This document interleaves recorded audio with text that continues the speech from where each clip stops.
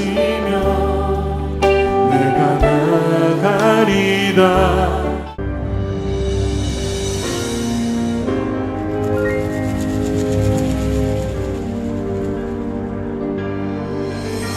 너는 크게 자유를 외쳐라. 이 땅의 주의 나팔 불어. 그 거룩한 나라의 소식을 난 백성에게 알리어라. 너는 크게 자유를 외쳐라. 이 땅의 주의 나팔 불어. 그 거룩한 나라의 소식을 난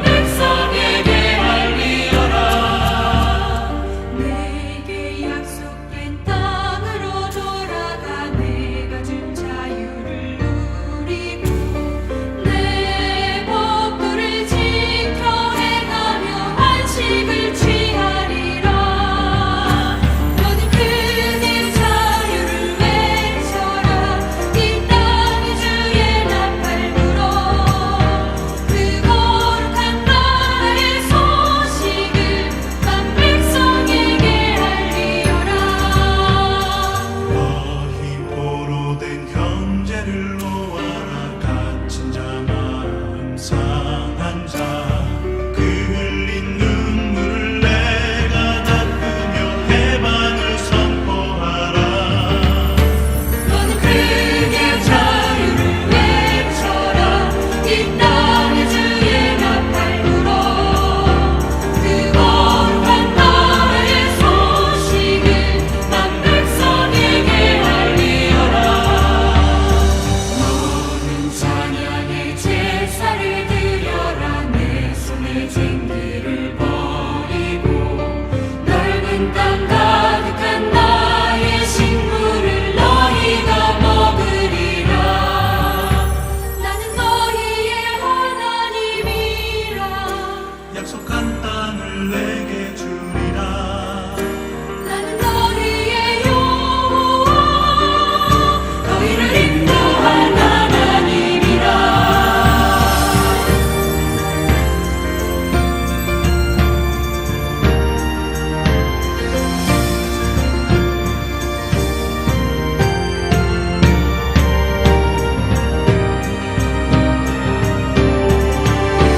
너는 크게 자유를 외쳐라.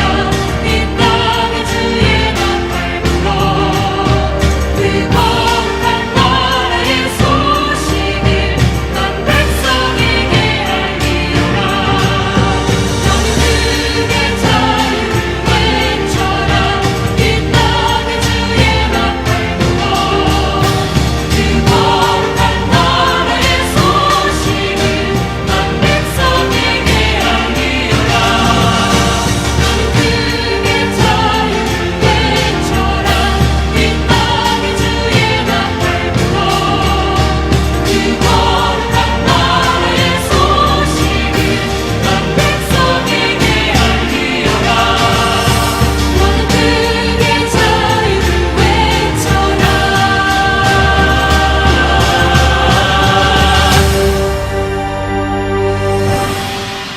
오늘 함께 묵상할 말씀은 이사야서 26장 1절로 12절 말씀입니다. 1절 그날에 유다 땅에서 이 노래를 부르리라. 우리에게 견고한 성읍이 있으며 여호와께서 구원을 성벽과 외벽으로 삼으시리로다.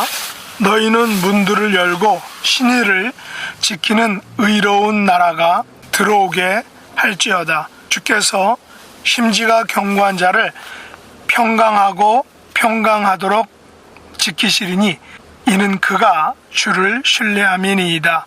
너희는 여호와를 영원히 신뢰하라. 주 여호와는 영원한 반석이심이로다. 높은 데에 거주하는 자를 낮추시며 솟은 성을 헐어 땅에 엎으시되 진토에 미치게 하셨도다. 발이 그것을 밟으리니 빈궁한 자의 발과 곰핍한 자의 걸음이로다.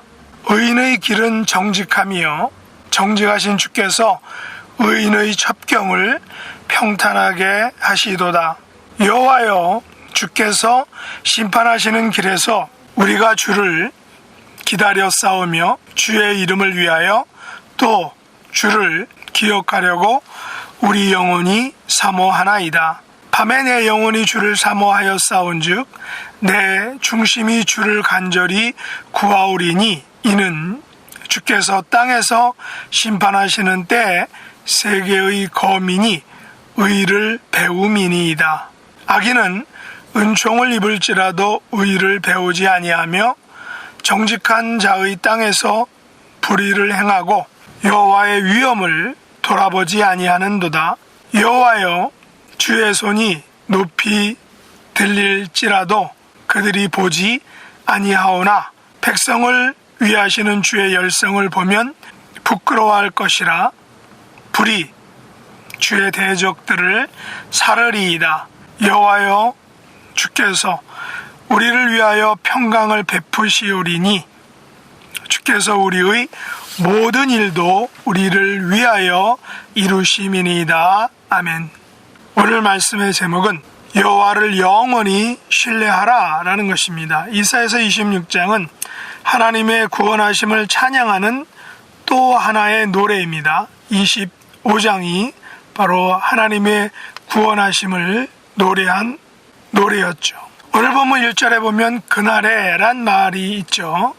이 말은 선지자들이 가장 많이 사용하는 구원의 날을 의미하는 그런 대표적인 용어입니다.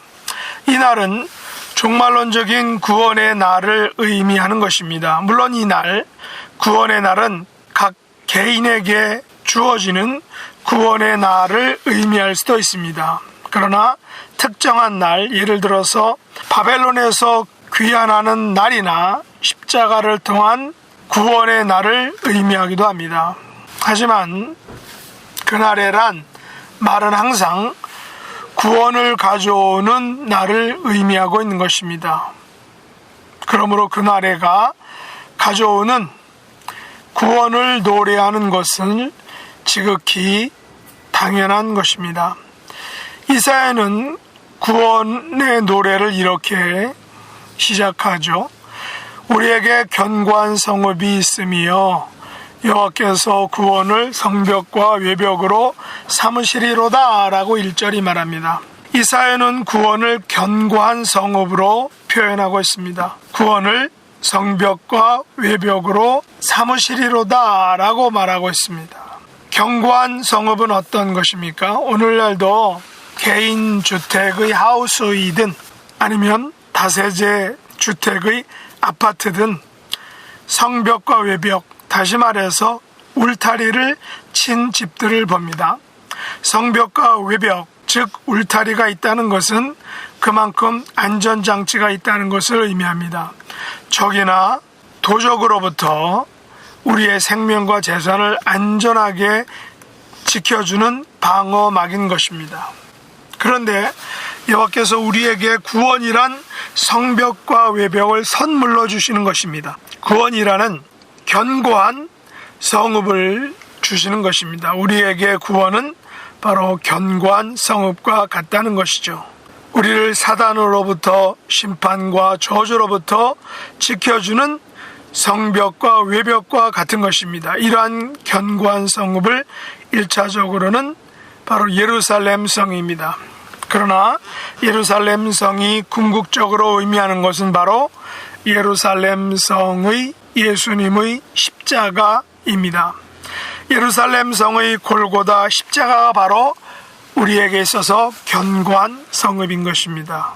이곳 견고한 성읍 예루살렘의 십자가를 통한 구원의 문은 신의를 지키는 의로운 나라에 활짝 열려있다라고 말합니다. 여기서 신의를 지키는 의로운 나라는 어떤 사람들일까요? 왕이나 제사장, 유대인만을 의미하는 특별한 선택된 사람일까요? 결코 아니라는 것입니다. 3절에 보면 이들에 대한 설명을 구체적으로 언급하고 있죠. 이들은 바로 심지가 견고한 자들이다 라고 말합니다. 주를 의뢰하는, 신뢰하는 자들이라는 것입니다. 하나님께서는 신의를 지키는 자들, 심지가 견고한 자들을 구원해 주시는 것입니다. 그들을 평강하고 평강하도록 지켜주신다는 것입니다. 평강은 성경에서 가장 최고의 복을 의미합니다. 그런데 평강하도록 지키신다라는 것은 바로 더블의 복, 더욱 완전한 복을 주신다는 것을 의미하고 있습니다. 하나님을 신뢰하는 자들에게는 두 배의 복, 다시 말해 완벽하고 완벽한 복을 주시는 것입니다.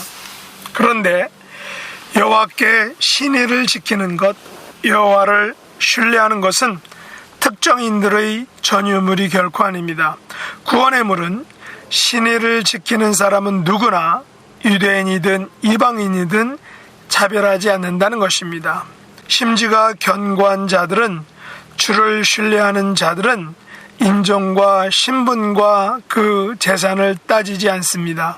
그러므로 견고한 성읍을 얻는 것은, 구원을 얻는 것은 주를 신뢰하는 자, 신의를 지키는 자들에게 주시는 하나님의 선물인 것입니다. 심지가 견고한 자가 되는 것은 여호와를 영원히 신뢰하는 것입니다.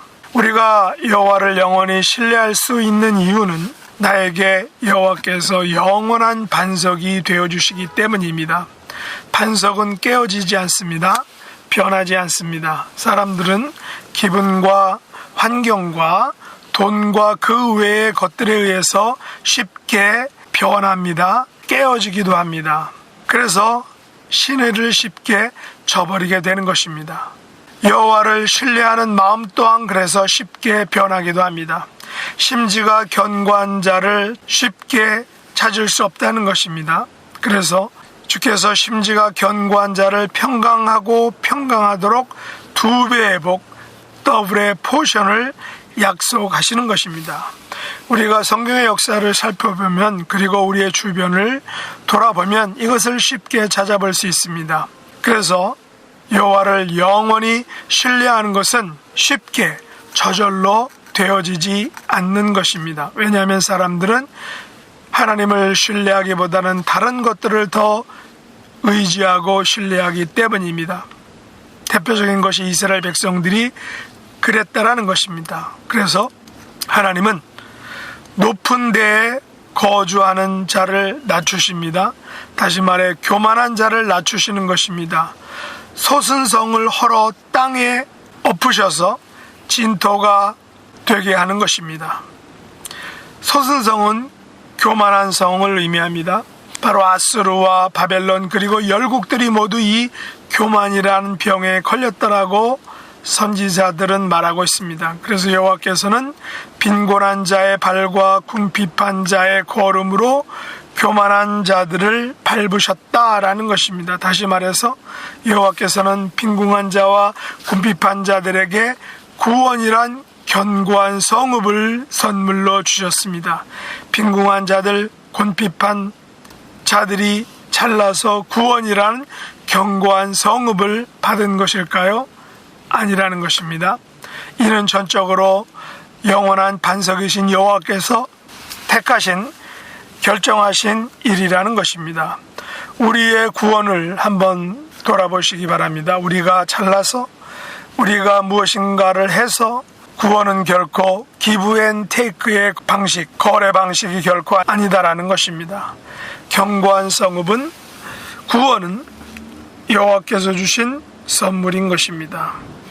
그래서 빈궁한 자도 받을 수 있는 것이고 궁핍한 자도 받을 수 있는 것입니다.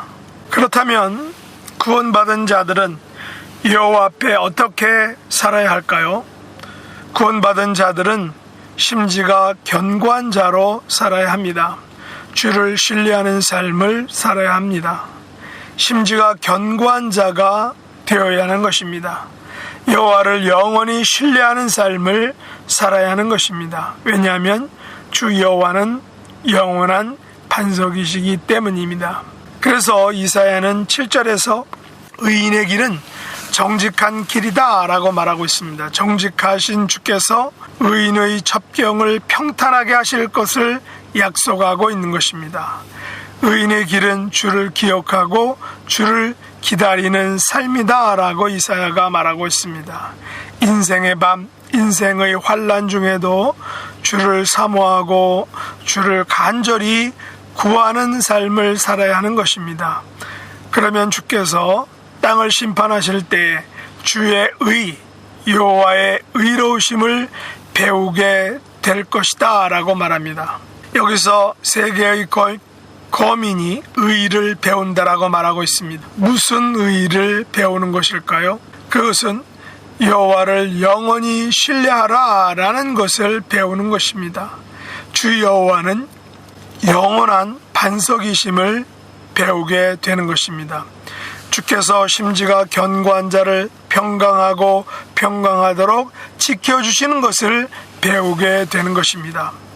그러나 10절로 12절에 보면 악인은 은총을 입을지라도 의를 배우지 아니한다 라고 말하고 있습니다.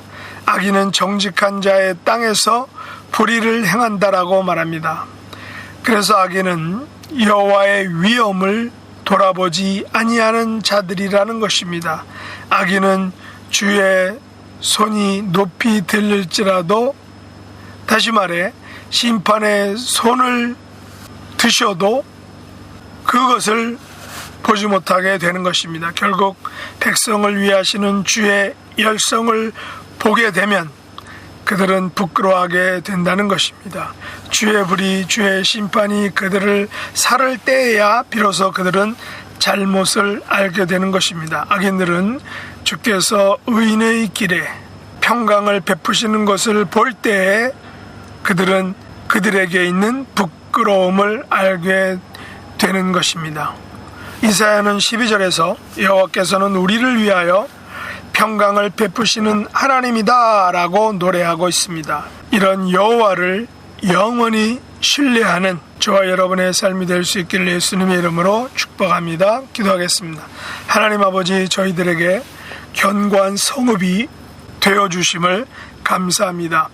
그날에 예루살렘에서 골고다 십자가를 통하여 평강하고 평강하도록 지키시는 구원을 선물로 주신 것을 감사합니다. 구원을 선물로 받은 우리가 심지가 견고한 자, 주를 신뢰하는 자, 신의를 지키는 자의 삶을 살게 하여 주시기를 원합니다.